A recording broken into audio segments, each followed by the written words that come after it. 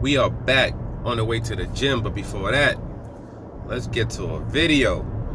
Clarissa Shields. People have been talking about Clarissa Shields lately in the last couple of days, and they were talking about, one of the things they were talking about is, her moving down in weight. And the question was put up like, since when do people get props for moving down in weight? You know what I'm saying? Like, you're supposed to be getting props for moving up in weight, right? You know what I'm saying? So, people have been saying that. So why is she getting all this credit for doing what she's doing? Well, hell yeah, you should give her credit for what she's doing. What she's doing is a little bit different than what other people do. What other people usually do is, sometimes they will be moving down in weight, but they'll be fighting like is early on in their career. They're fighting super low tier competition, and they're trying to see what weight their body will physically get down to, the lowest, with them still feeling good. And then they start fighting, tougher competition from then, and then they stay at that weight until they can no longer make that weight most of the time, and then they move up unless there's, they feel there's quote better competition at a higher weight class, and they move up, kind of like Terrence Crawford did, but he kind of moved up for 147 for no reason because he's not facing any top tier fighters at that particular weight.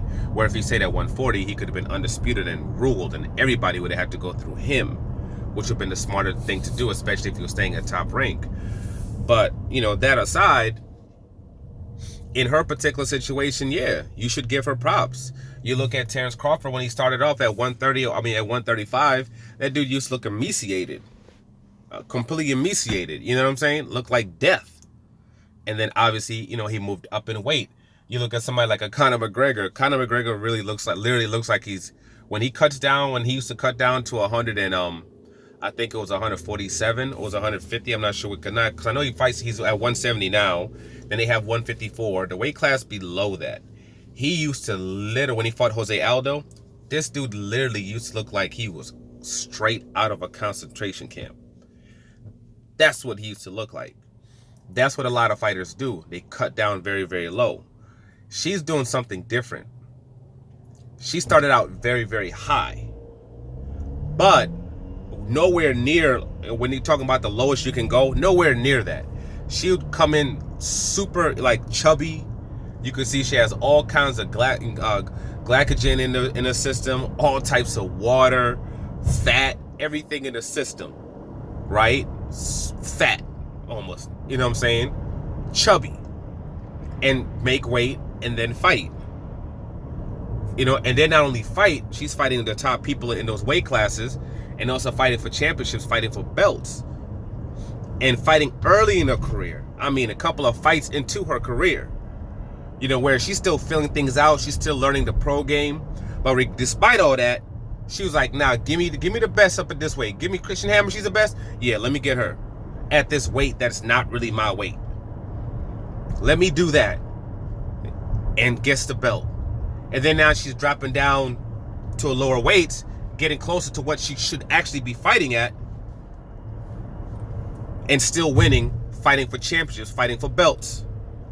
And she was actually on her moving down, chasing the person that supposedly was the best in the world. Chasing her. Okay? Coming down in weight. Continuously chasing Cecilia. Trying to get to her because she's considered the best in the world. So she's like, all right, you're the best in the world. I'm going to continue to come down. And even in her last fight that she just fought. Okay, that she fought for 2 belts. She looks clearly, you can tell she can continue to go down. Clarissa Shields can probably go down another 14 pounds when it comes to, when it comes to fighting. She probably can go down to 140. She probably can go down that low. So she's kind of doing the opposite of what everybody else was doing, but doing it in an extraordinary way, just due to the fact that she's still trying to take on whoever is considered the best in those weight classes. She's like, yo, give me those guys. Give me those guys. And then, unfortunately, the person that she was chasing, that she was trying to get to, ended up signing to the Zone, which is not a problem because Clarissa Shields had fought in the Zone, but she signed to the Zone, and now is dropping down a weight class. Cecilia's supposed to be dropping down a weight class. After being at this weight class for all these years, she's been undisputed and everything, been doing her thing for years. She's resume is impeccable. You know, impeccable. But you gotta call it how you call it. She did sign, and then after signing, they said that she's dropping down in a weight class. So if she drops all those belts that she's had for the last 8, 9 plus years or whatever it is, and she drops down in the weight class, you know, it's unfortunate, but that's what Clarissa Shields was doing. She was chasing the person who was considered the best. She wanted that bout. And she's continuously going down to the weight that she probably should be at. Like, I don't think she should go back into the higher weights that she was at. Those aren't her weight classes. I think that's way too... She's strong, and she's very talented. She's fast. So she's able to bang with those girls, but that's not her weight class. I think she needs to continue to go down, continue to lean out. Like, this is the leanest that we've ever seen her, obviously, in this particular fight. And she's still filled with water and glycogen and, you know what I'm saying, with the other girls weighing in, and you can see her muscle fibers and everything like that because she's lean as hell. Clarissa Shields still looking chubby. So, you know, still has fat, you know, and everything on her. So she needs to continue to go down in weight, I believe. And she should be commended for going down in weight due to the fact is she started at a weight class she probably had no business being at. Okay. You know, very, you know, no reason for her to be at that higher weight class at all. But she's still fighting there, still competing, still being strong, and still trying to take on the best while she's doing that.